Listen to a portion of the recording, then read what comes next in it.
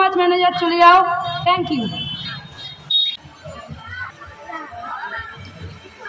নমস্কার, আমি আপনাদের শ্রবণ সঙ্গী সাংবাদিক সোমনাথ খাঁ। আজ আমরা এসেছি শতাব্দী প্রাচীন খরুট ময়রাপাড়া রাধাকৃষ্ণ মন্দিরের রাস উৎসব উপলক্ষে। আজকে কার্তিকী পূর্ণিমা এবং গুরু নানকের জন্মদিন। এই পূর্ণ অবসরে আজকে রাস উৎসবের সূচনা হয়েছে সন্ধ্যেবেলায়। আমরা সপ্তাহব্যাপী খরুট রাস উৎসবের যিনি মূল উদ্যোক্তা শ্রী সুখদেব আদক মহাশয়, ওনাকে আমরা পেয়েছি।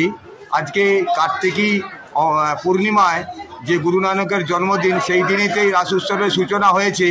এখানে রাস উৎসবের মূল উদ্যোক্তা তাহলে আপনি? আচ্ছা, জীবন্ত মডেল আছে। হ্যাঁ, মানে জীবন্ত যে মডেল আছে সেগুলো এবছর রাস উৎসবের একটা অন্যতম আকর্ষণ।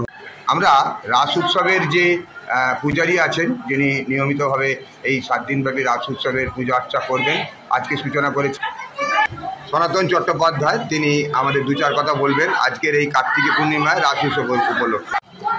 আজকে আমাদের 1 সপ্তাহব্যাপী রাস উৎসব চলবে খরুট রাধাকৃষ্ণ মন্দির। রাস উৎসবে পুজো আমাদের সুষ্ঠুভাবে নিয়ম মেনে করা হয় এবং এখানে দর্শনার্থীদের ভিড় উপচে পড়ে। 1 সপ্তাহব্যাপী রাস উৎসব চলে। কখন শুরু করেছেন? 11টা থেকে, সকাল 11টা। আচ্ছা,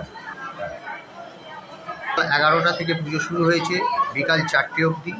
রাস পূর্ণিমা আর ভোগ নিবেদন হয়েছে 8:30 কথা, রাত্রি 8:30 কথা। আচ্ছা, এখন ভোগ বিতরণ চলছে। সকল দর্শনার্থীদের ভিড় উপচে পড়েছে।